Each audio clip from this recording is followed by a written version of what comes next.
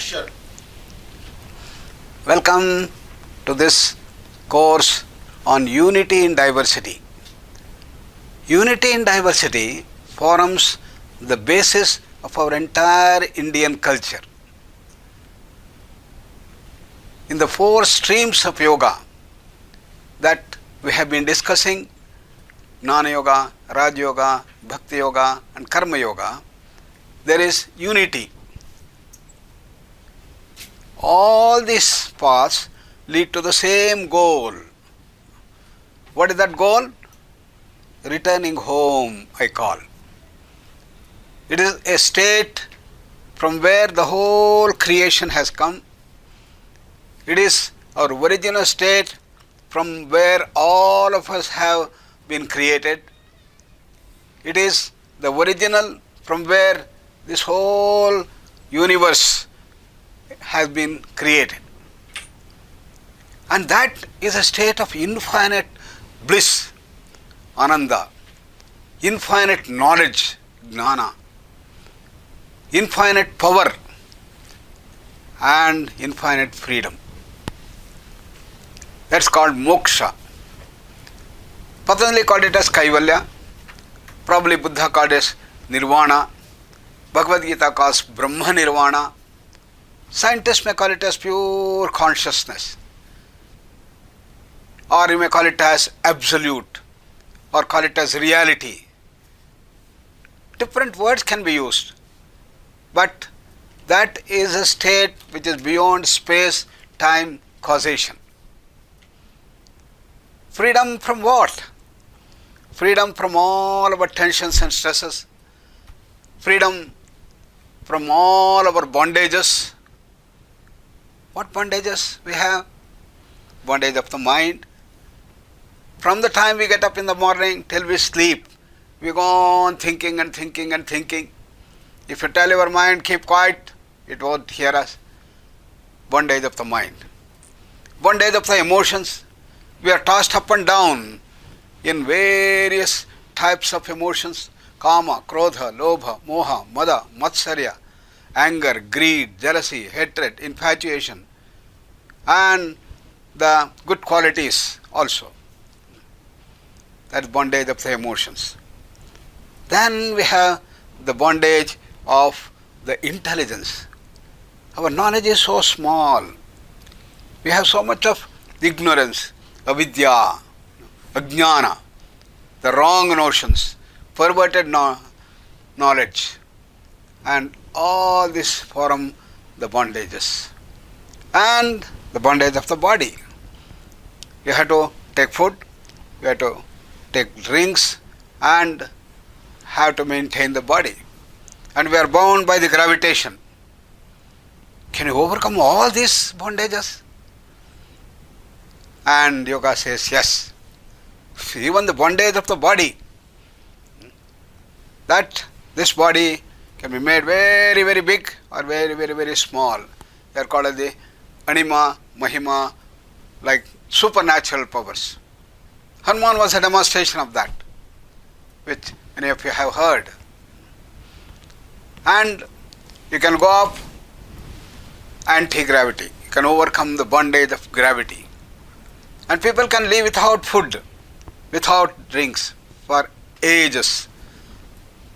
And our great masters, yoga and spiritual saints, have been able to demonstrate such things. And therefore, that is the goal, the supreme goal of human life. And how does it happen? How can we do this? We all have that power, but it has not manifested itself. Because the sun is there, dark clouds, the sunshine is not coming down. Similarly here, we have layers and layers of dark clouds. We call it as the Panchakoshas. Annamaya, Pranamaya, Manomaya, Vijnana, Anandamaya Koshas. And these are like dark clouds which do not allow our infinite power, knowledge, freedom and bliss into our lives. The way out is purification. We have to purify all the koshas, all the layers, and then the sunshine is going to come. So we are not going to create something new.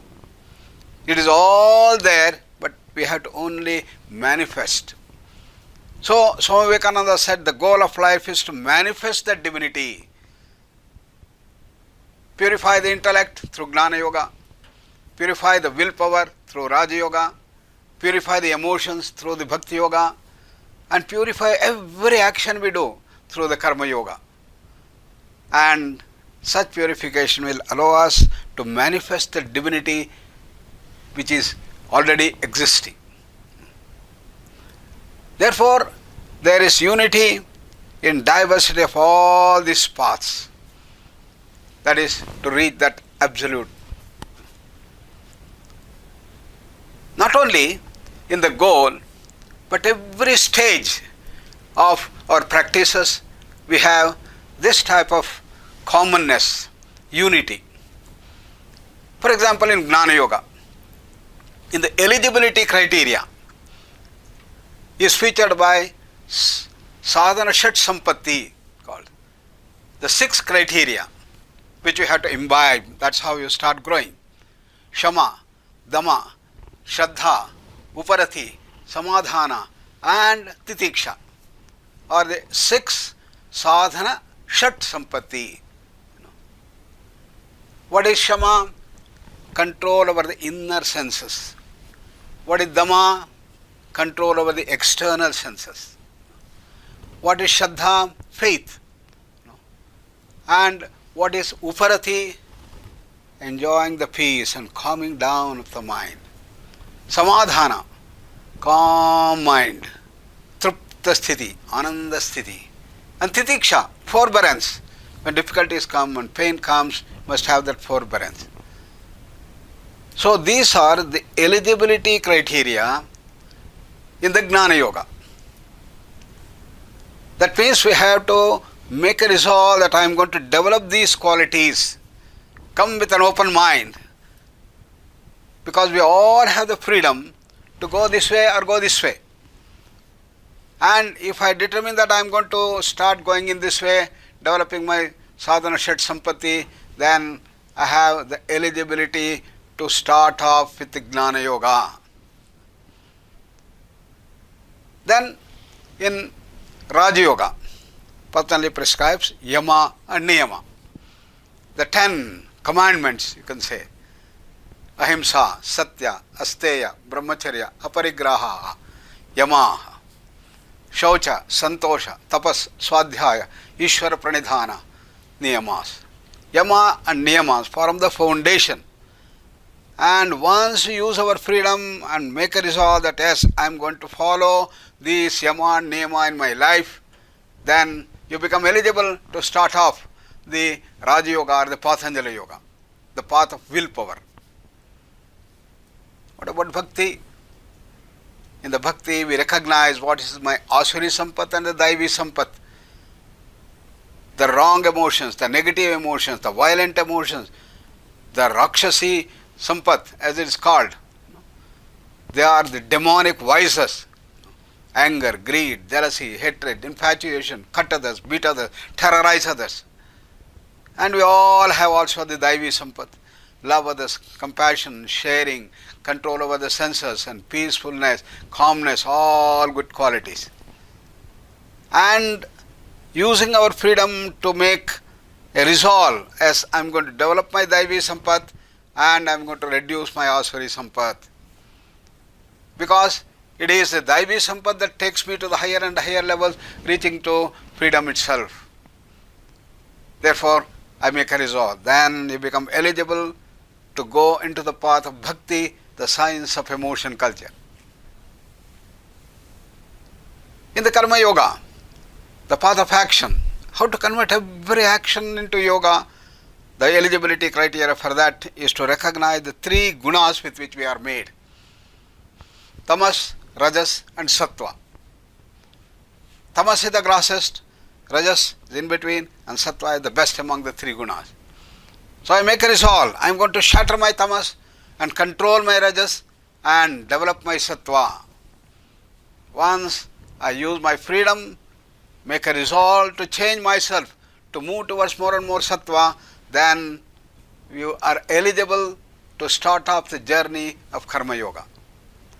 Therefore, you can see, even in the eligibility criteria to start off Jnana Yoga, Raja Yoga, Bhakti Yoga, Karma Yoga, there is some sort of a unity, commonness among all these things.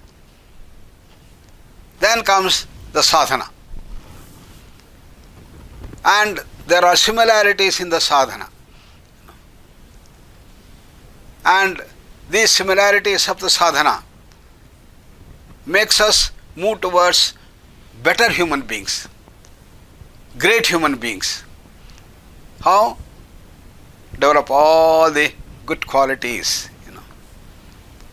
and the good qualities of the Daivi Sampat, the good qualities of the Sattva, the good qualities of Sadhana Shat Sampati, which we talked about, Uparati, Titiksha, Samadhana, and these qualities should start coming.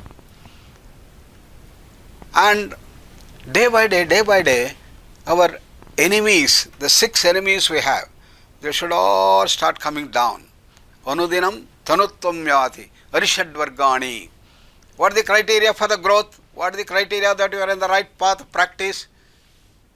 Vasishtha, in Yoga Vasishtha tells, it is day by day, our anger, greed, jealousy, hatred, infatuation, arrogance will all start coming down, becoming smaller and softer, and goes on reducing. Then you are on the path.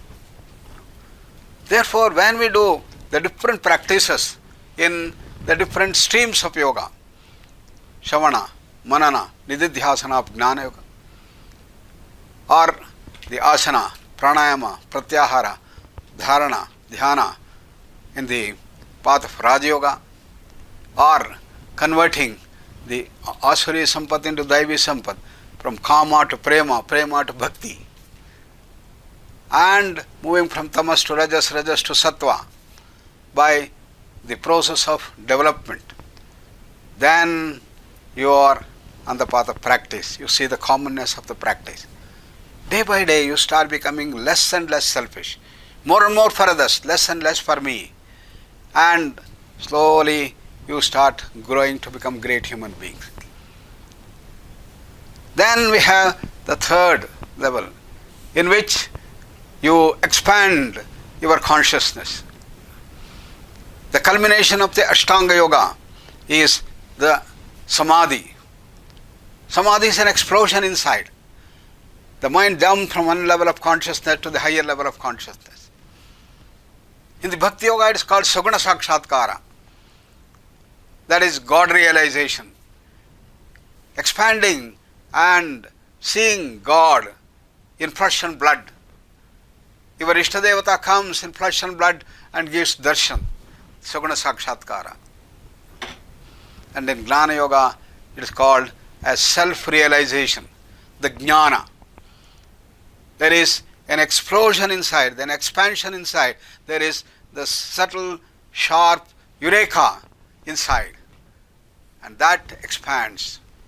Just as in the physical world, we have the quantum jump. As an electron swirling around the nucleus jumps from one orbit to the higher orbit. There is going to be a jump of the consciousness from one level to the higher level, from our normal level to the higher level of consciousness. Through the inner purifications in the sadhana, reducing our arishadvargas, developing the positive virtues, then you go into the higher realm of consciousness. You can see the similarities in all the 4 paths. And then we have the advanced yoga. In advanced yoga, you start fathoming the laws of the higher levels of consciousness. The laws of Pranamaya Kosha, Manomaya Kosha, Vijnanamaya Kosha, Anandamaya Kosha. And not only you start transforming yourself to get these higher dimensions of powers, bliss, knowledge and freedom. Not only you understand the laws that govern these higher levels of consciousness, but you start imbibing these things. They are called supernatural powers. They are called the siddhis. And that is gaining freedom from our bondages. and you start fathoming higher and higher laws in which you have the complete knowledge base of the higher realms of consciousness. And ultimately, you reach that moksha itself, that infinite knowledge, infinite power, infinite freedom, infinite. And this is the whole journey, and you can see commonness in all these four paths of yoga. Therefore, Swami Vivekananda said, do it by work or worship, philosophy or psychic control, by any one of them, or two of them, or three of them, or all of these. And what is the goal? And be free, he said. Reach highest level of freedom. If you don't understand this unity in diversity, then you will be confused. You think that this is the highest and all others are not useful to me. But once you start understanding this, then you have a harmonious blend of all the dimensions, and you can develop a total personality that at the willpower level, at the emotional level, at the intellectual level, and also in action level, it will all start showing up, and the qualities start coming up. More and more mastery over the mind, mastery over the emotions, mastery over the intellect, and mastery over action. And you reach the higher and higher levels of mastery. Ultimately, you reach that absolute mastery, pure consciousness, the reality, the kaivalya, the moksha, the nirvana, Brahma nirvana, and that is our original state. And that's our real home. And therefore, I say that the goal of all these four streams is to return home. So let us continue this journey with a total understanding and choose any one of the paths or all these paths and see that we grow day by day. Thank you all.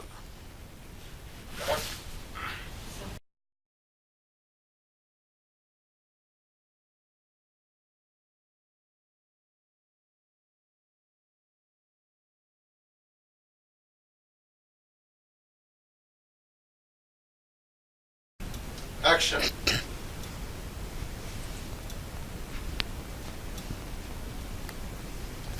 Action. Welcome to this course on the concept of stress. We'll talk about the concept of stress according to modern medical system and according to yoga dimension. The stress masters, Selvi and Levy, they define stress as a response pattern. It is not a set of demanding situations. We all encounter different demanding situations in life. Somebody very close to us, they die. There is a collapse in the share market. And all our expectations just go haywire.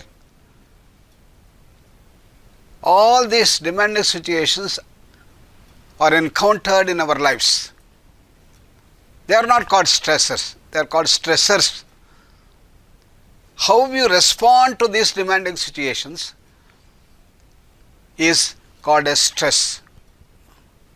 It varies from person to person. The same demanding situation, a person may take it with ease and you have the reaction for a short while, and then you may be able to forget. Think somebody is very close to you, maybe your wife or maybe your friend, maybe your brother, somebody dies in an accident. Everybody will be upset. Everybody will have that response. But you will be able to forget this after about 3 days or 4 days. Some people cannot forget even after 15 days. Some people may take it to their life. I remember our neighbors, a wonderful couple, they had 5 children and they were all well settled in life. The parents were very, very happy. But the mother got into some kidney problems. And at that time, the medical facilities were not as good as now. Therefore, she went on getting aggravated and one day she died. I remember it was August 14th, next day was August 15th, and that is 1965. And it was a big shock to the husband. They were so loving, so attached to each other. And from that day, we started seeing him almost turning mad. All the psychiatric help that were provided by their children did not work. After a few days, we started seeing him wandering in the streets. After a few days, he started smoking and coming back and not talking to anybody. He was in a dazed condition, sitting in the room, very dirty. Went on and on and on until he died in 1994. Almost 30 years he carried this. He could not come out of the shock. So, the response is what is called as stress. It depends on person to person. Therefore, it is conventional, it is non-specific. It happens to everybody response. But it is a phylogenetic basic response pattern. It is the response which is built within us and based on our gene structure, phylogenetic. That is what is called as stress. Then we ask, what is the purpose of this stress? Why should we respond? The stress reaction takes place to help us to cope with a demanding situation. Imagine that we are all sitting in this big hall and there is suddenly a fire alarm that comes up. Every one of us has a response, and there are two types of responses. One, I want to find out where is that fire, how did this happen, I want to go there and quench the fire. That's a fight reaction. Another reaction is I don't want to bother about it, I want to run away and I want to escape. I want to go find out where is the door here, window here, can I jump from here, start running. A fight reaction or a flight reaction. These are the two types of reactions that take place. And both these need lot of energy, much more energy than what we normally have. Therefore, your entire system produces more energy. How do you get more energy? You have to burn more glucose. So the sugar level in the blood increases. To burn it, you need more oxygen. Therefore, your breathing rate increases. The bronchodilation takes place. And therefore, oxygen is available, the glucose is available, they have to react to produce more energy. Where does that occur? It occurs in every cell site in the body. Therefore, this blood carrying glucose and oxygen should be carried to every part of the body very fast. How does that occur? You have the pumping station here. Start beating, dhug, dhug, dhug, dhug, dhug, and the blood pressure increases, the blood flow increases, and it carries the sugar and oxygen to every cell site in the body. There the energy is produced by the famous equation. When oxygen, the glucose come together, you have got carbon dioxide and the energy that is produced. Using that energy, you start running, you start fighting. So, what happens? Then you are seeing where you have to run. Your eyes have become very bright. Your ears have become very sharp. And all the senses will get into a heightened awareness. And your muscles have become very stiff. You are running and running. All these things happen in a very short time. A second, a few seconds. That's the beautiful mechanism that has been built into our system. And therefore, this is a mandatory reflex set into our system. Nothing wrong in it. In fact, it's a mandatory reflex. If this is not there, then you are gone. The fire is spreading and coming to you, and you are just keeping quiet without a response, then you will be finished. Therefore, the stress reaction is a mandatory reflex which is very, very necessary for very survival of the human beings. Nothing wrong in it. The question is, how is this accomplished? What is the mechanism? Modern physiology has learned this in a very detailed way, how that happens, how the sugar level increases in the blood, how the oxygen comes, all these things are triggered by the higher centers of the brain. As soon as we hear that there is a big demanding situation, then the higher centers of the brain trigger what we call as a hypothalamus. Hypothalamus is the one that triggers off the stress reaction. One side it stimulates the nervous system, another side the endocrine system. You know, in the nervous system we have two types. One is our voluntary nervous system. I want to raise my hand, it is the voluntary nervous system. I want to walk, I am talking, everything controlled by the voluntary nervous system in the brain.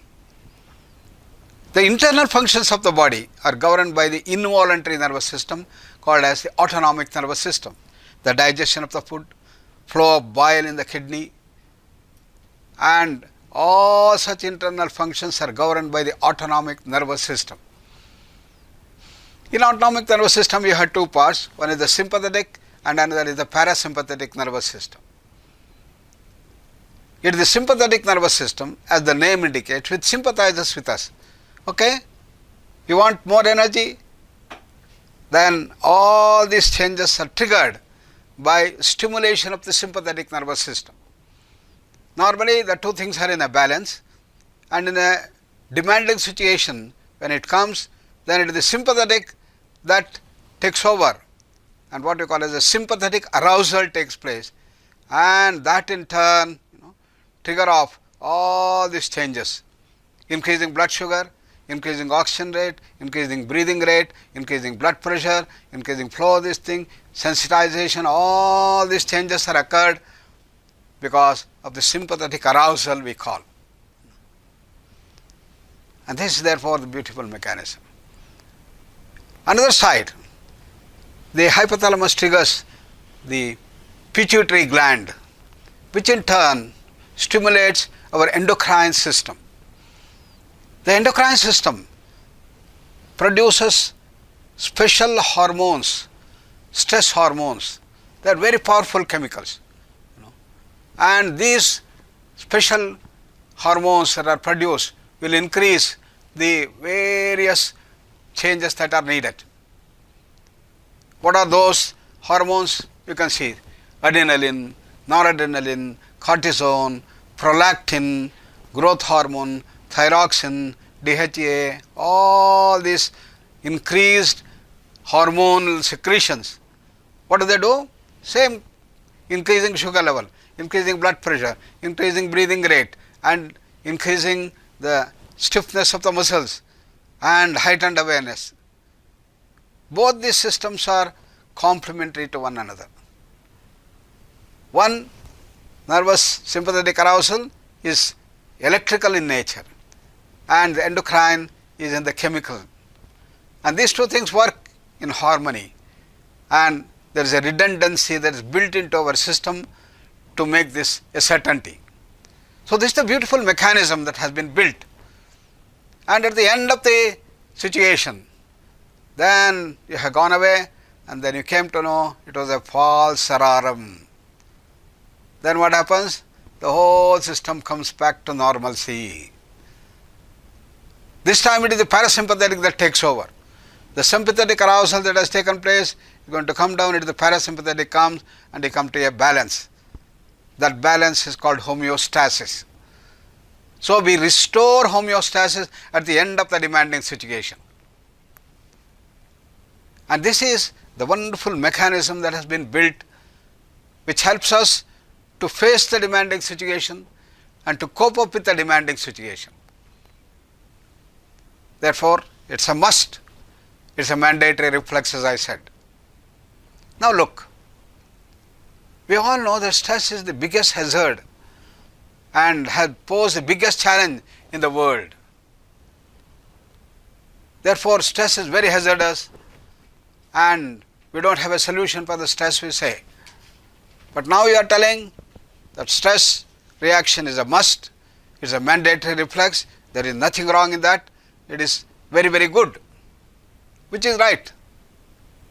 Whether stress is good or whether stress is bad? Think over. Stress reaction is a must, it is good. But if you do not allow the system to come back to normalcy, then you have the problem. This is what is happening in our modern life. Since you get up in the morning, you are in a state of stress, demanding situation. You have to meet your timeline to prepare your children and send them to the school. And both husband and wife have to run to the office to reach in time. And the traffic. Demanding situations. So the sympathetic arousal takes place and it is kept. And one after another. You reach the office almost in good time and you just want to relax, maybe a cup of tea. But suddenly there is a call from your boss, come on, there is something very urgent, something important, something firefighting. Again the system goes back to sympathetic arousal. And you go, we have a strenuous meeting in which you have a lot of arguments and other things, and when you return, again you want to relax, but there is a problem from the worker side. Goes on and on throughout the day. And when you return home, you want to relax, but your wife also is working, children also are stressed up, they want company, and again problems. From morning till night, you have large number of such demanding situations which doesn't allow the system to restore itself to homeostasis. That is the challenge. Similarly, we have become very sensitive. Because of the sensitivity, somebody makes a remark and you are all upset. How can you tell this for me? No, your ego is hurt. Similarly, anger, greed, jealousy, hatred, infatuation, all these emotions will make you get into this situation of imbalance. Then another reason, you are a perfectionist. You do everything perfectly. You want all your subordinates also to do the work perfectly. If they don't do, then you are mad at them. Even this they cannot understand. What nonsense, and you get upset. And all these things are at the base of stress. As a result of that, stress has become part of the life. Therefore, you are not allowing the system to come back to normalcy. Therefore, you have all the stress hazards. Your BP which has gone up will stabilize in hypertension. Your sugar level has gone up and you stabilize, you have become a diabetic. And muscles have become very stiff. Therefore, musculoskeletal problems. All these modern NCDs, non-communicable diseases, NCDs, are at the root of this stress. And therefore, these NCDs are mounting up more and more in our lives because the root cause is you have not allowed the stress to come back to its normalcy. Therefore, stress reaction is good, but if you don't allow the system to come back to normalcy, you have the hazards. Then it becomes a menace, it becomes a hazard, it becomes the biggest challenge in life. So this is the concept of the stress according to the modern medical system which leads to stress hazards. Now we go over to the next dimension, that is the concept of stress according to yogic dimension.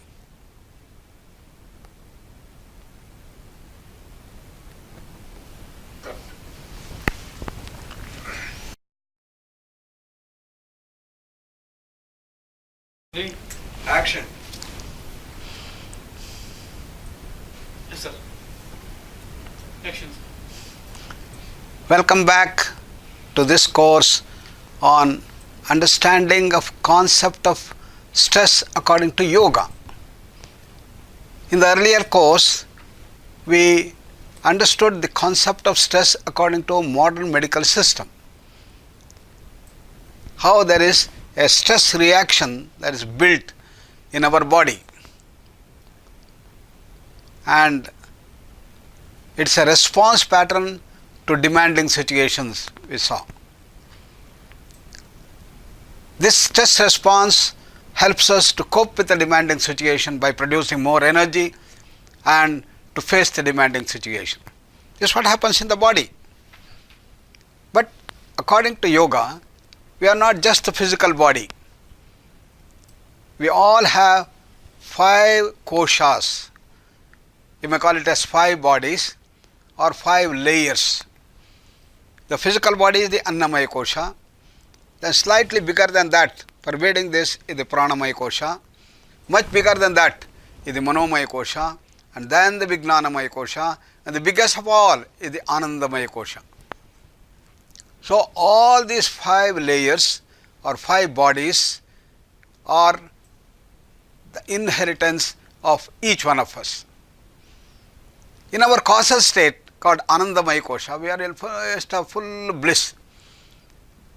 We are in a state of complete bliss in Anandamaya kosha. And there is no misery. There is no feeling of pain. Nothing whatsoever. The mind has not come into existence yet. It's in its potential form. It has not come into the manifest form. It is in the unmanifest form. It's in the potential form we call. Therefore, there is no pain, there is no tension, there is no stress. Then we come to the Vijnanamaya kosha. Here, the mind comes into manifestation. It comes into kinetic form, we can call. And here, the Vijnanamaya kosha, you have the complete knowledge, the knowledge of the whole creation.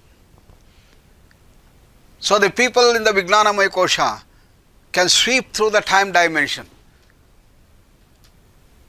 They can see what has happened in the past, they can see what is happening now, what is going to happen in future. They are called Trikalagnanis. Therefore, every action they do is powered by this total knowledge, total wisdom. As a result, there is no tension, there is no stress. You are in a state of perfect health. That is the Vijnanamaya kosha. Then you start coming down, and slowly this total knowledge reduces, and you start getting into the perverted knowledge. Ignorance starts coming up, avidya starts coming up, wrong knowledge shapes in, and you come to the Manomaya kosha. And it is here that the total knowledge is lacking, and the wrong knowledge, the perverted knowledge, all start coming into picture, and then it creates emotions. Raga and Dvesha, attractions and repulsions. I like this, I don't like this, come. Likes and dislikes have come. And slowly these likes and dislikes power themselves up to become very strong emotions, very violent emotions. Anger, greed, jealousy, hatred, infatuation, arrogance, kama, krodha, lobha, moha, mada, matsarya. The 6 enemies of man, as it's often called, that shapes up in the Manomaya kosha. What is the result of that? We get into, become slaves to the emotions. Knowing fully well what is right, we don't do right things because emotions have become very powerful. This in Mahabharata is called the Duryodhana character. It is not only the Duryodhana who lived in those Mahabharata times, but it's a personality trait within us. What is its speciality? Duryodhana says, Janami dharmam nacha me pravrittihi. I know what is right, I know what is dharma, but I don't have an inclination to do right things. Janami adharmam nacha me nivrittihi. I know what is wrong, I know what I am doing is sin, but I have no escape from sin, he says. This is the personality. Every diabetic knows that I should not take sweets indiscriminately. The doctors have told, and the endocrinologist has mandated. See, your sugar levels are going very high, 400, 500, and you stop eating all sweets. You can't afford. Doctor, without sweet, what life is? At least can I have sugar in my coffee? No. You have to stop all. With great difficulty, constraint, you are somehow managing. After a week, there is a big party thrown by your friend's daughter's marriage, and you have to go there. And once you go there, you see all your sweetmeats, your fond dishes of wonderful sweets. And what happens? You start looking at them. What happens? Kurukshetra war. What? The tongue is demanding, come on, go and eat your fond gulab jamun, your rasgulla, your pal paisam, and what not. Come on, eat. The buddhi is telling, no, doctor's advice. No, don't eat. A war starts between the tongue and the buddhi. And slowly the tongue takes over and says, after all, what is going to happen? Come on, life is for enjoyment. You have come here, your friend's daughter's marriage. If you don't eat, and your friend will be very angry, come on, go and eat little bit. And go back and take one more diabetes, or maybe one more insulin prick. That's all, no? Come on, go ahead. So, you go there and try to taste one. Very tasty, very nice, very nice. Then you take a little one. And it becomes a complete meal of the sweets. What has happened? The tongue has overcome. Tongue has won. And as a result, you have the problem. And the buddhi also helps at that time. It also comes down to support. Okay, go and eat. Little bit, doesn't matter. After all, it is an act of selflessness. Act of selflessness? How is it? You see, if you don't take this, how do the doctors survive? How do the diabetic experts survive? Come on, go and eat. So you are doing a wonderful act of selflessness, and you go there and eat. So you have done something against what is right. And this is called prajnaparadha in the Ayurveda. So it's called prajnaparadha in Ayurveda. You have done something against what is right. That is the root cause. That sets an imbalance in the manomaya kosha. That is the beginning of stress. That's called adhi. What is the nature of that adhi has been studied in great detail. Propelled by the wrong knowledge, the vipareya, it shows up as very fast process of thinking. Uncontrolled speed of the mind happens. And as a result of this uncontrolled speed of the mind, you get enslaved. And that slowly starts coming down to the next level, very near the body, the pranamaya kosha. The pranamaya kosha is in a beautiful balance, and the adhi starts hitting this pranamaya kosha. Therefore, all dimensions of prana start getting disturbed, pranic imbalances. And the result of that is in the breathing haphazardness, fast breathing, jerky breathing, haphazard breathing, uncontrolled breathing, left nostril more than the right, right more than the left. All these changes occur at the pranamaya kosha, percolate into the body as breathing imbalances.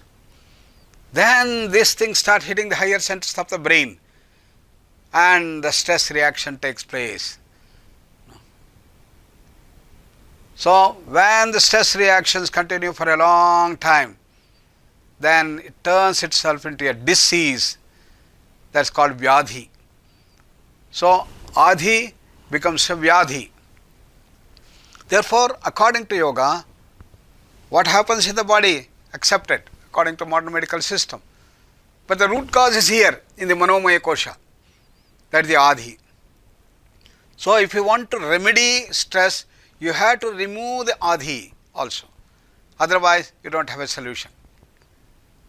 So, all these modern ailments, non-communicable diseases, asthma, diabetes, hypertension, heart problem, epilepsy, migraine, irritable bowel syndrome, psychosis, schizophrenia, depression and all this host of newer and newer diseases that are coming up, which are known as non-communicable disorders, the root cause is here in the adhi. They are called adhija vyadhi. Vyadhi generated by adhi. Why we don't have a solution for the NCDs today? Because we deal only with the physical system, try to give symptomatic relief, but we are not removing the root cause of the disease. So, if you want to remove the root cause of the stress, you have to go and see that the manomaya kosha, adhi, has to be removed. That is the solution.